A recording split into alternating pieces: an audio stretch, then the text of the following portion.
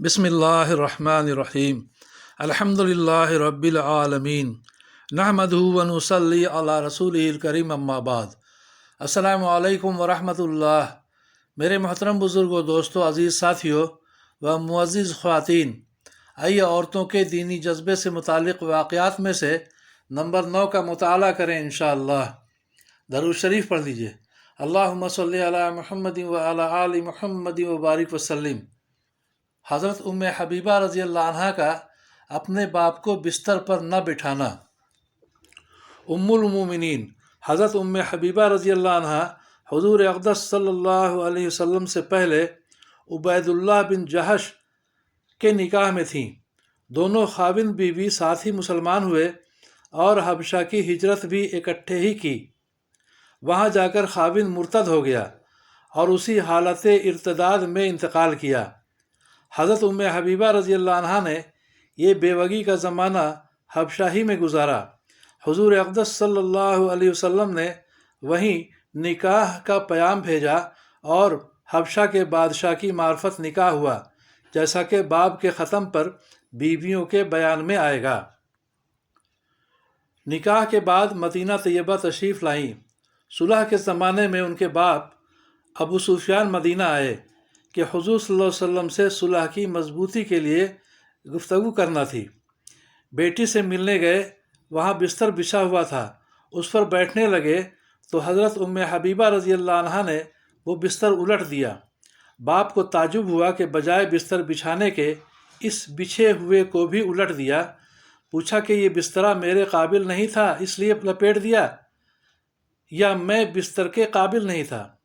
हज़रत उम्मे हबीबा रज़ी अल्लाह अन्हा ने फरमाया कि यह अल्लाह के पाक और प्यारे रसूल सल्लल्लाहु अलैहि वसल्लम का बिस्तर है और तुम बवजह मुशरिक होने के नापाक हो, इस पर कैसे बिठा सकती हूँ? बाप को इस बात से बहुत रंज हुआ और कहा कि तुम मुझसे जुदा होने के बाद बुरी आदतों में मुब्तला हो गईं।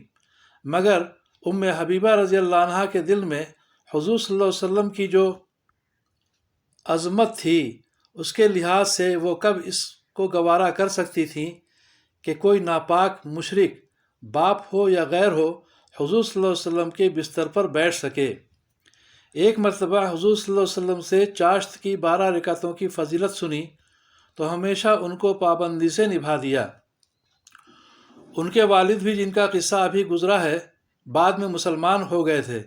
जब उनका इंतकाल हुआ तो तीसरे दिन खुशबू मंगाई और उसको इस्तेमाल किया और फरमाया कि मुझे न खुशबू की ज़रूरत न रग़बत, मगर मैंने हुज़ूर अक़दस सल्लल्लाहु अलैहि वसल्लम को ये फरमाते हुए सुना कि औरत को जायज़ नहीं कि खाविन के अलावा किसी पर 3 दिन से ज़्यादा सोग करे। हाँ, खाविन के लिए 4 महीने 10 दिन है, इसलिए खुशबू इस्तेमाल करती हूँ कि सोग न समझा जाए। जब खुद अपने इंतकाल का वक्त हुआ तो हज़रत आयशा रज़ी अल्लाह अन्हा को बुलाया और उनसे कहा कि मेरा तुम्हारा मामला सौकन का था और सौकनों में आपस में किसी न किसी बात पर थोड़ी बहुत रंजिश हो ही जाती है। अल्लाह मुझे भी माफ़ फरमा दे और तुम्हें भी। हज़रत आयशा रज़ी अल्लाह अन्हा ने फरमाया, अल्लाह तुम्हें सब माफ़ करे और दरगुज़र फरमाए। ये सुनकर कहने लगीं कि तुमने मुझे इस वक्त बहुत ही खुशी पहुँचाई, अल्लाह तुम्हें भी खुश व खुर्रम रखे। उसके बाद इसी तरह उम्मे सलमा रज़ी अल्लाह अन्हा के पास भी आदमी भेजा। फ़ायदा: शौकनों के जो ताल्लुकात आपस में होते हैं वो एक दूसरे की सूरत भी देखना नहीं चाहा करती, मगर उनको ये एहतमाम था कि दुनिया का जो मामला हो वो यहीं निमट जाए, आखरत का बोझ सर पर न रहे।